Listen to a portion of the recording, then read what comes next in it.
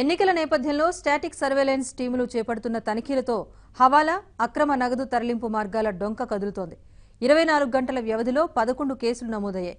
వాటిలో 3,79 లక్షల రూపాయల నగదు స్వాధీనమైంది. హైటెక్ సిటీ రైల్వే స్టేషన్ పరిసరాల్లో సైబరాబాద్ పోలీసులు జరిపిన తనిఖీల్లో నిమ్మలూరు శ్రీహరి, పండరి అనే వ్యక్తుల వద్ద 2 కోట్ల రూపాయలు పట్టుబడ్డాయి. వారిద్దరిని జైభేరి సంస్థ ఉద్యోగులుగా గుర్తించారు. ఎన్నికల నేపథ్యంలో ఆ మొత్తాన్ని రాజమండ్రికి తరలిస్తున్నట్లు గుర్తించిన పోలీసులు వారిద్దరిని అదుపులోకి తీసుకున్నారు.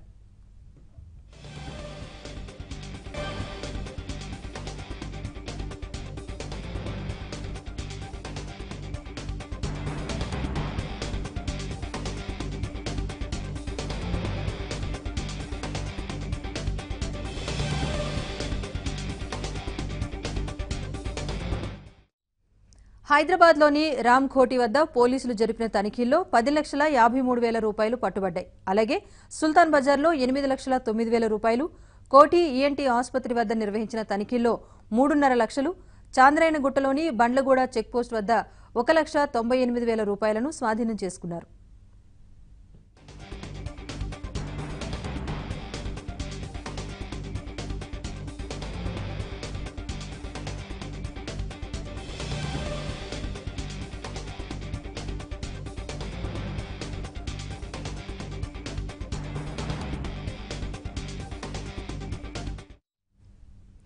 సికింద్రాబాద్ కిమ్స్ హాస్పిటల్ వద్ద చేపట్టిన తనిఖీల్లో హవాలా ఏజెంట్ శ్రవణ్ సింగ్, జూబ్లీహిల్స్ నివాసి వెంకటేశ్వరరావు వద్ద 15 లక్షల రూపాయలను సీజ్ చేశారు. హైదరాబాద్ శివారు అబ్దుల్లాపూర్ మెట్ వద్ద ఓ ఖరీదైన కారులో తరలిస్తున్న 48 లక్షల రూపాయలను రాచకొండ పోలీసులు స్వాధీనం చేసుకున్నారు. డ్రైవర్ సత్యపాల్ రెడ్డిని అరెస్ట్ చేశారు. ఆ డబ్బు వివేకానంద ఇన్స్టిట్యూట్ ఆఫ్ టెక్నాలజీ యజమాని శ్రీనివాస్ రెడ్డికి చెందిందిగా గుర్తించి ఆయన్ను అదుపులోకి తీసుకున్నారు.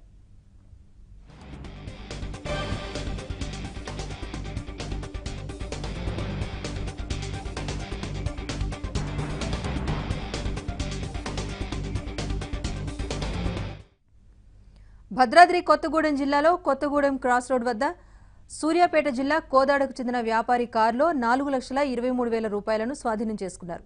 హైదరాబాద్ షాహినాయత్ గంజ్లో ఉత్తర మండలం టాస్క్ ఫోర్స్ పోలీసులు జరిపిన తనిఖీలో హవాలా మార్గంలో తరలిస్తున్న 26 లక్షలను సీజ్ చేశారు. ఈ కేసులో 5 హవాలా ఏజెంట్లను అరెస్ట్ చేశారు.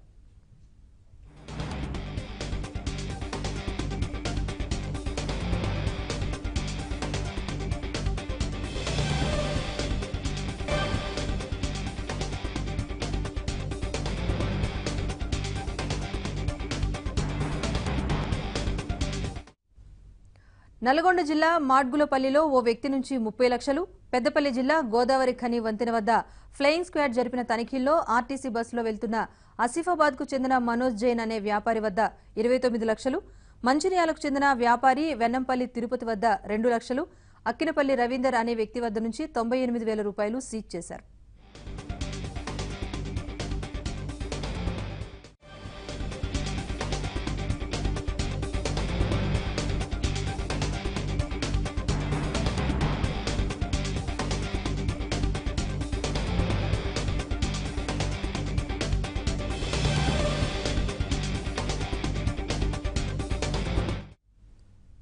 చిన్న విరామం తీసుకు